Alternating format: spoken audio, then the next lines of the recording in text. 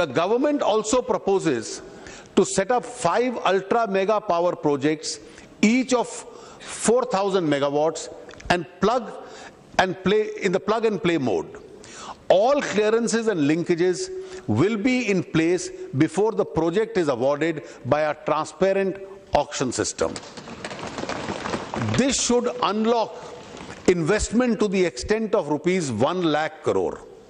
The government would also consider similar plug-and-play projects in other infrastructure projects such as roads, ports, rails, airports, etc. I am happy to announce that the second unit of the Kodanakulam nuclear power station will be commissioned in the year 15-16. Madam Speaker, I hope to garner some additional resources during the year for tax buoyancy. If I am successful, then over and above what I have provided in the budget allocation, I will enhance the allocation to Manrega by 5,000 crores. Madam Saab, Khadke Saab बहुत प्रसन्न होंगे. This will make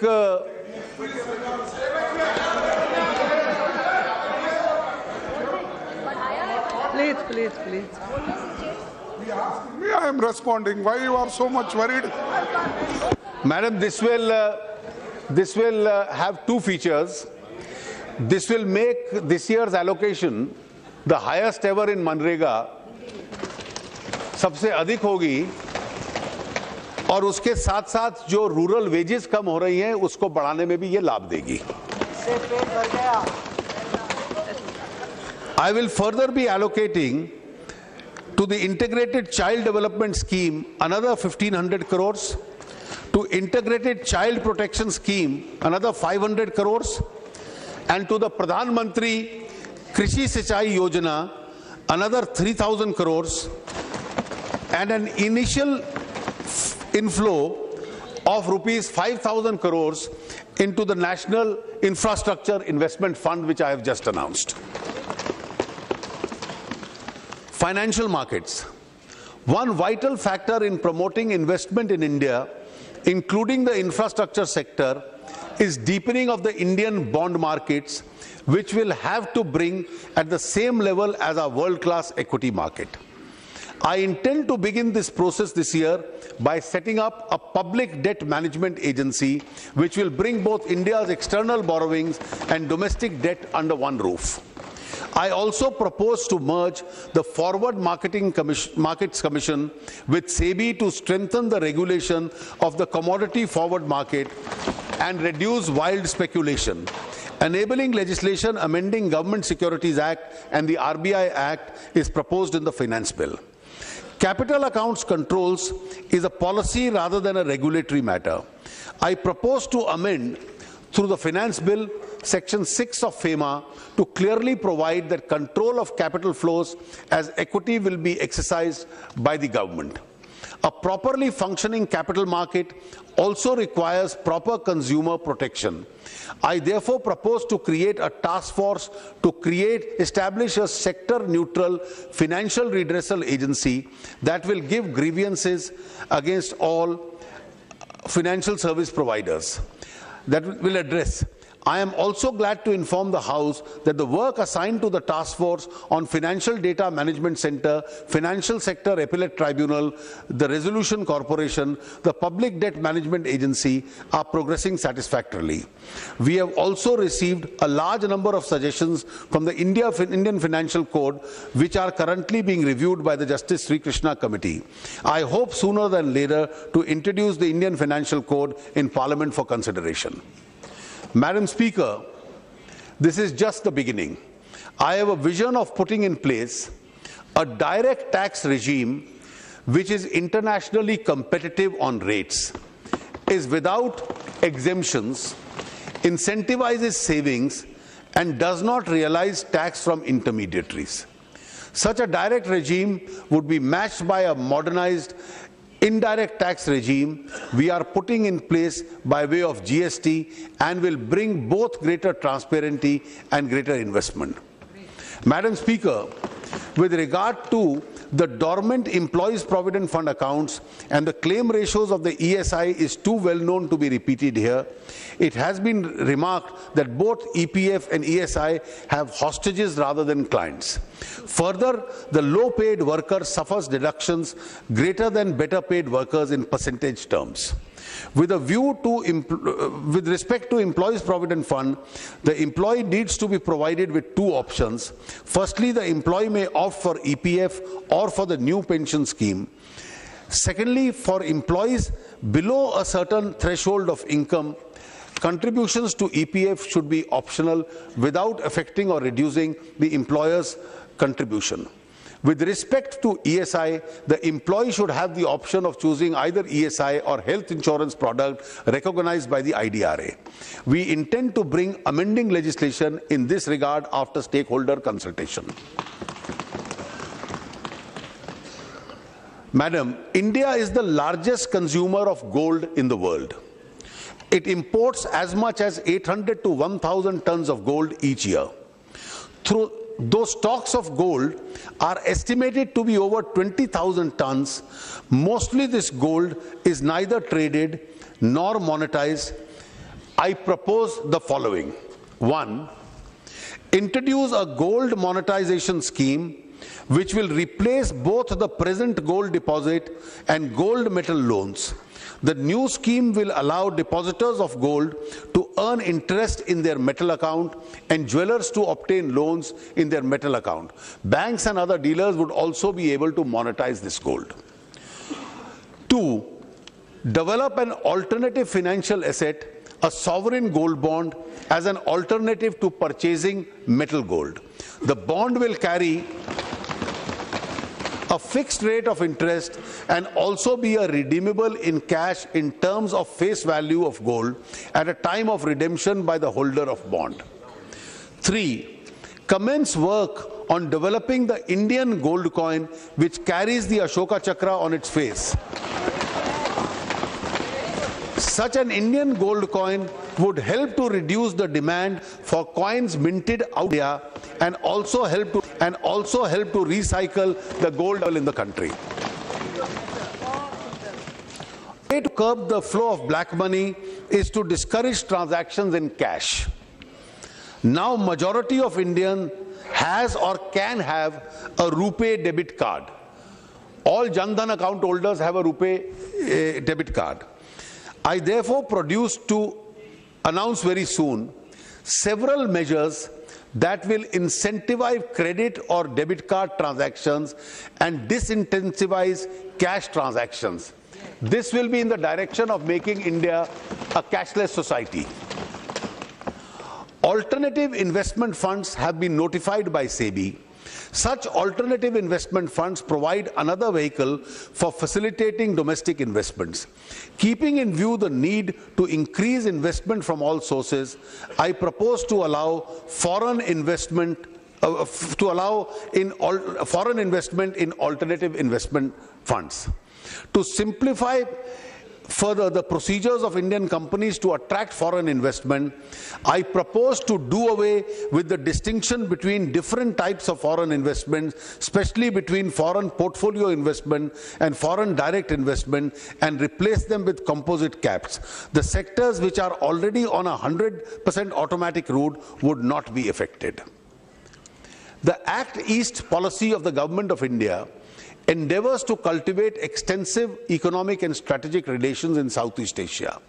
In order to catalyze investment from private sector in this region, a project development company will, through separate special purpose vehicles, will set up manufacturing hubs in CMLV countries, namely Cambodia, Myanmar, Laos, and Vietnam. My government is committed to the safety and security of women. In order to support the programs of women security, advocacy and awareness, I have decided to provide another 1,000 crores to the Nirbhaya Fund. While India has 25 World Cultural Heritage Sites, their facilities are still deficient and require restoration, including landscape restoration, signage, interpretation, centers, parking access for differently abled visitors. amenities including securities, toilets, illumination, plans for benefiting communities and around them. I propose this year, and I hope this practice continues for next year's onwards also, to start working on these lines and develop with central support the following heritage sites. 1, the churches and convents of Old Goa. 2, Hampi in Karnataka, Elephanta Caves in Mumbai, Kumbhalgarh and other city forests of Rajasthan, Rani Ka Vav in Patan in Gujarat, Leh Palace Ladakh in Jammu and Kashmir, the Varanasi Temple Town, the Jallianwala Bagh at Amritsar, and the Qutub Shahi tombs at Hyderabad, Telangana.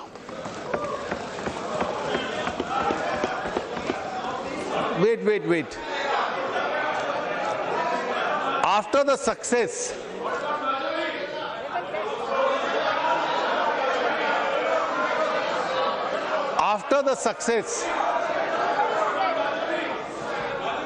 Yes.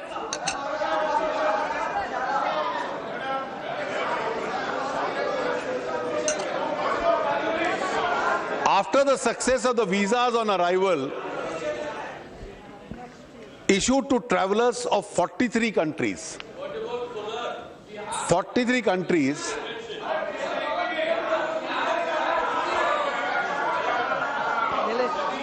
Madam, last year we had announced visas on arrival in 43 countries. The tourism in this country has increased. I propose to increase the countries covered under this scheme to 150 in different stages. Madam, as environment degradation hurts the poor more than others, we are committed to making our development process as green as possible. Our de facto carbon tax on most petroleum products compares favorably with international norms. With regard to coal, there is a need to balance between taxing pollution and the price of power.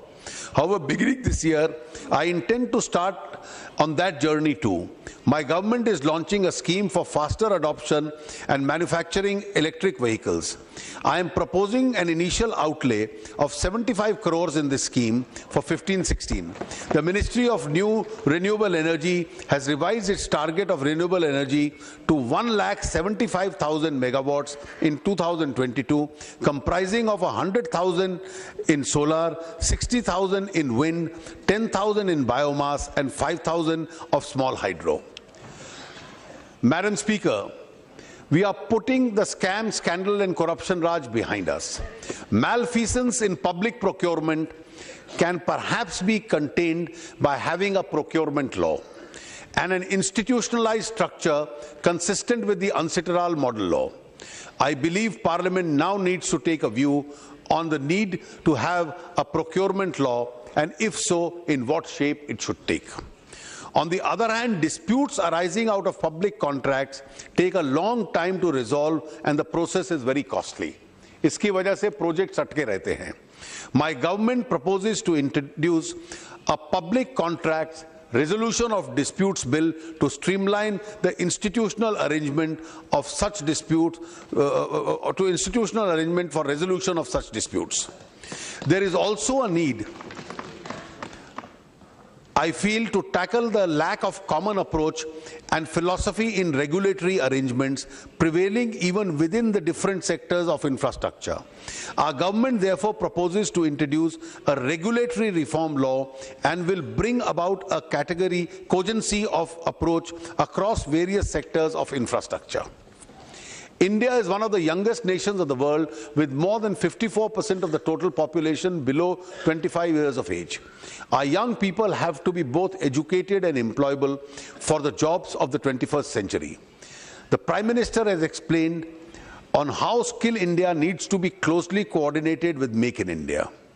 Yet today, less than 5% of our potential workforce gets formal skill training to be employable and stay employable. We will soon be launching a national skills mission through skill development and entrepreneurship ministry. The mission will consolidate skill initiatives spread across several ministries and allow us to standardize procedures and outcomes of our 31 sectors skill councils. With rural population still forming close to 70% of India's population, enhancing employability of rural youth is the key or to unlocking India's demographic dividend. With this in mind, we have launched the Deen Dayal Upadhyaya Gramin Kushal Yojana. Rupees 1,500 crores has been set apart for this scheme. Disbursement will be through a digital voucher directly into qualified student bank account.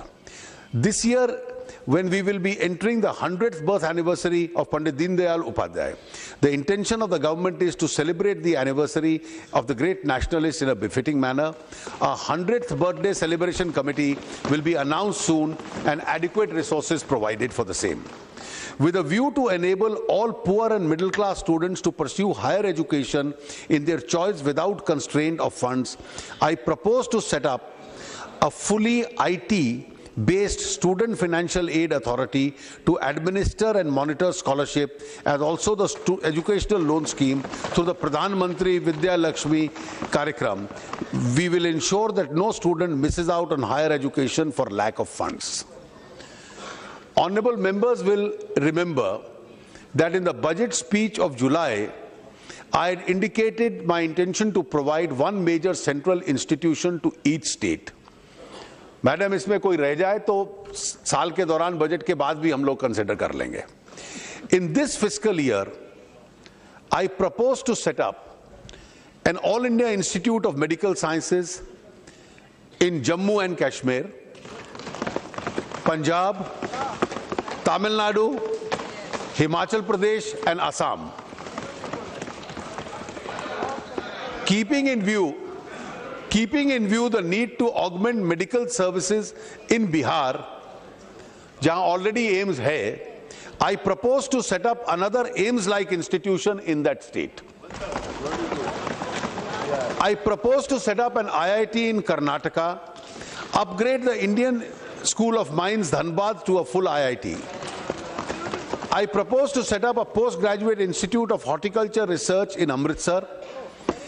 IIMs will be set up in Jammu and Kashmir and Andhra Pradesh. In Kerala, I propose to upgrade the existing National Institute of Speech and Hearing into a University of Disability Studies and Rehabilitation. I am also proposing 3 new national institutions of pharmaceutical education and research in Maharashtra, Rajasthan and Chhattisgarh, and institutions of science and educational research in Nagaland and Odisha.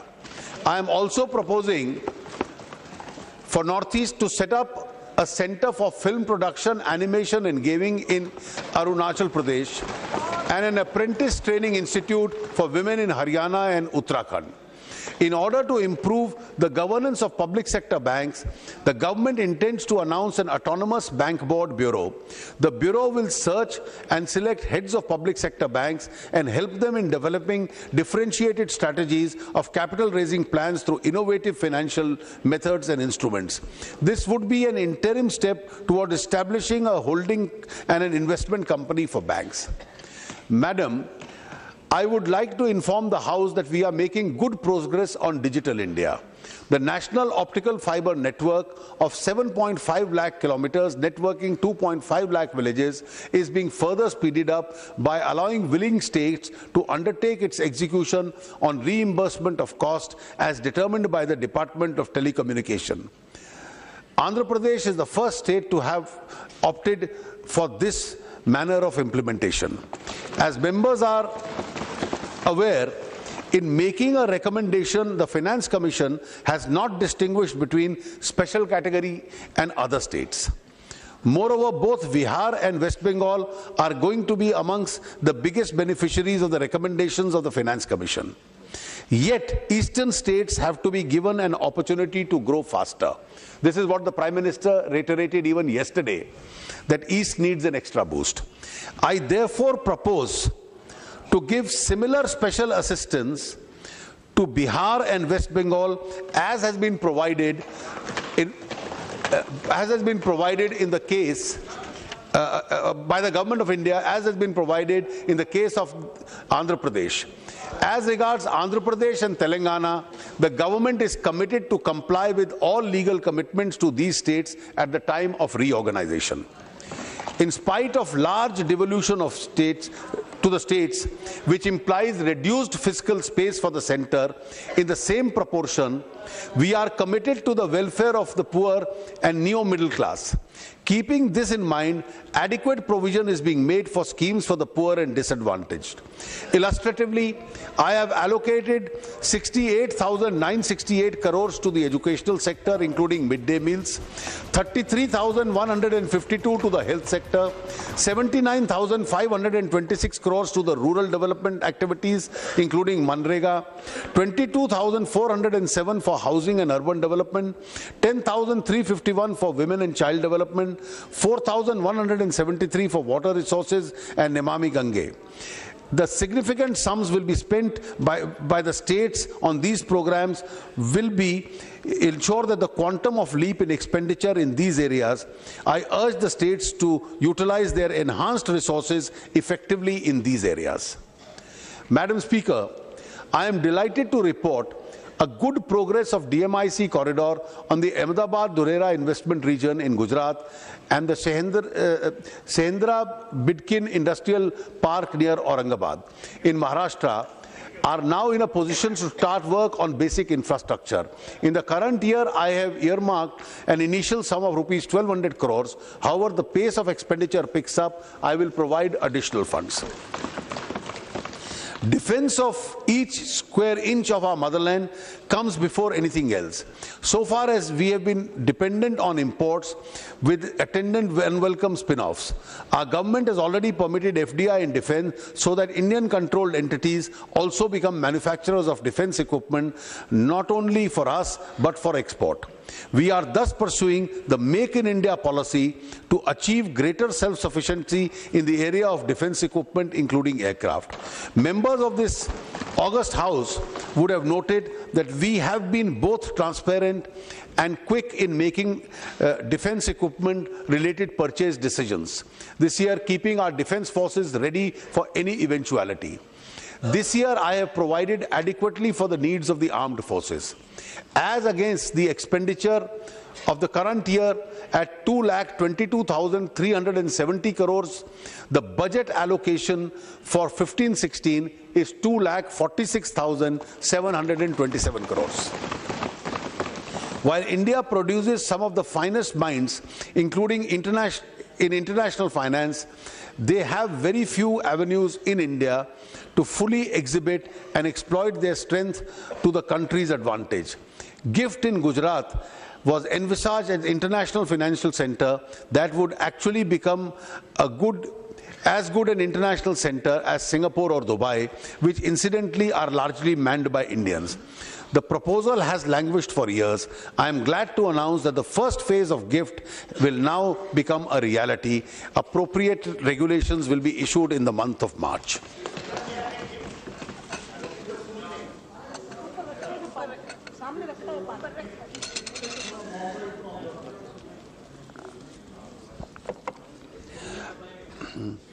For the resolution of commercial disputes, the government proposes to set up exclusive commercial divisions in various high courts in India based on the recommendations of the 253rd report of the Law Commission. The government proposes to introduce a bill in Parliament after consulting stakeholders. Madam Speaker, the government will, during the course of this session, also place before the Parliament required bills to convert ordinances issued by the government into acts of Parliament. I will now turn to the budget estimates for the year 15-16. Non-planned expenditure estimates for the year are estimated at 13,12,200 crores. Planned expenditure is estimated at 4,65,277 crore, which will be near to the RE of 2014-15. Total expenditure has been estimated at 17,77,477 crores. The requirements of expenditure on defense, internal security, and other necessary expenditures are being provided. Gross tax receipts are estimated at 14,49,490 crores.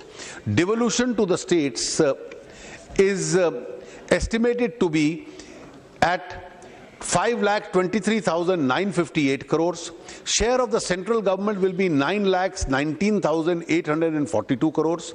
Non-tax revenues for the next fiscal are estimated to be 2,21,733 crores.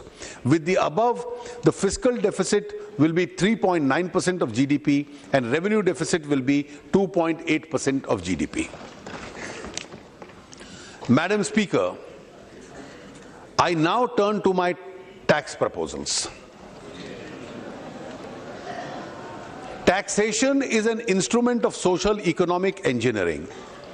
Tax collections help the government to provide education, healthcare, housing, and other basic facilities to the people to improve their quality of life and to address the problems of poverty, unemployment, and slow development.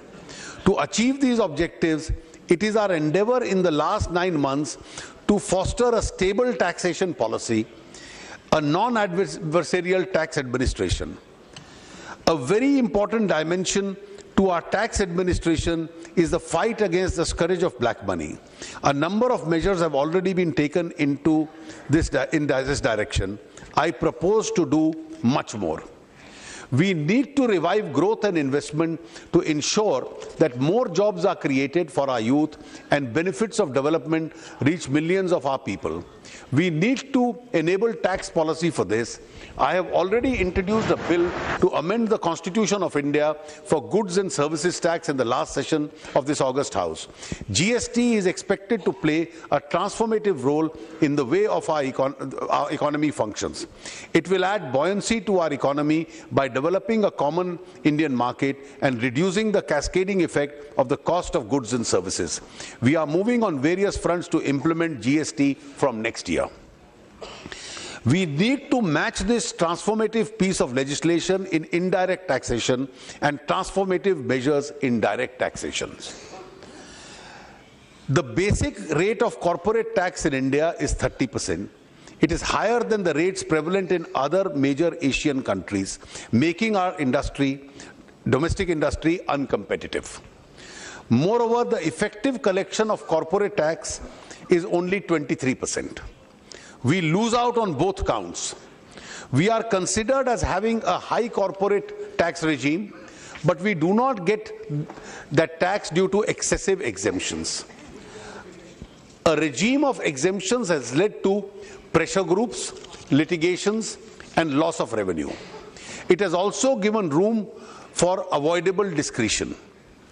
I therefore propose to reduce the rate of corporate tax for 30% to 25% over the next 4 years. This will lead to higher level of investment, higher level of growth, and more jobs. This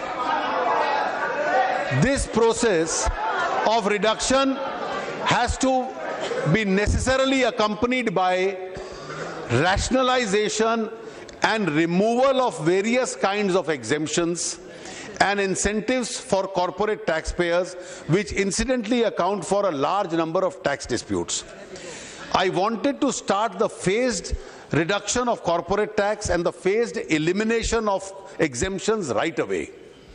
But I thought it would be appropriate to give advance notice of these changes, which will start from next financial year onwards.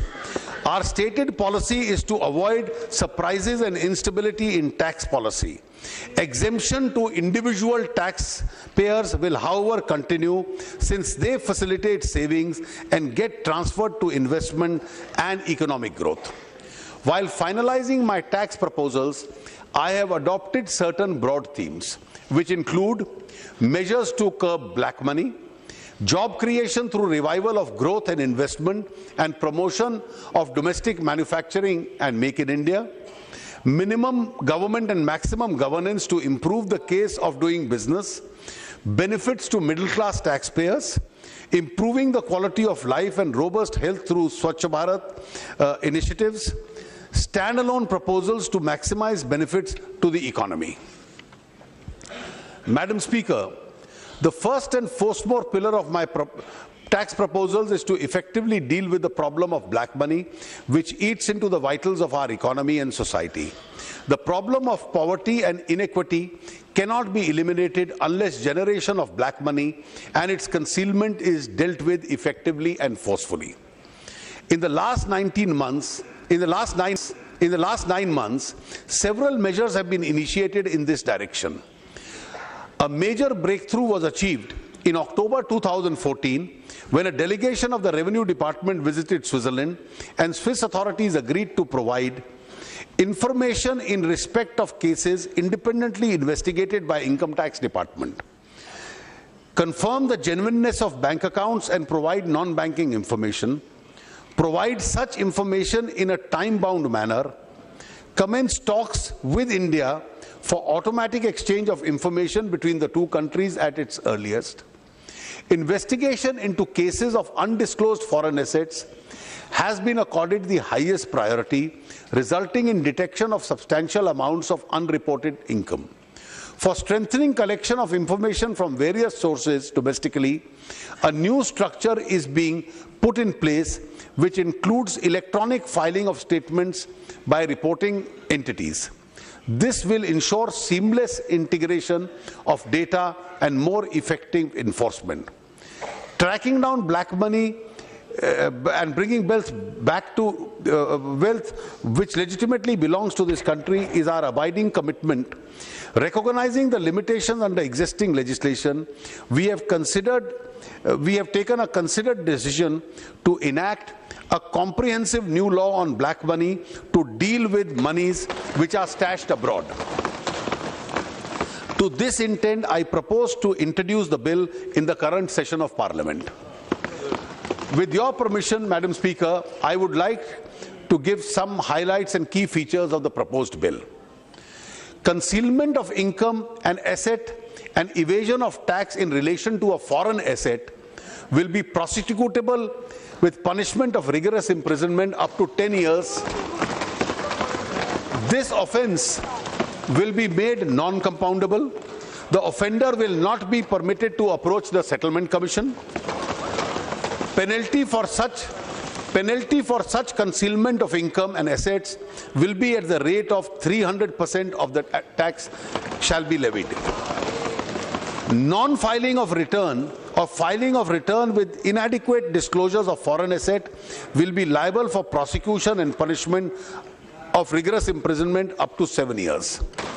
Income in relation to undisclosed foreign asset or undisclosed income from any asset will be taxable at the maximum marginal rate.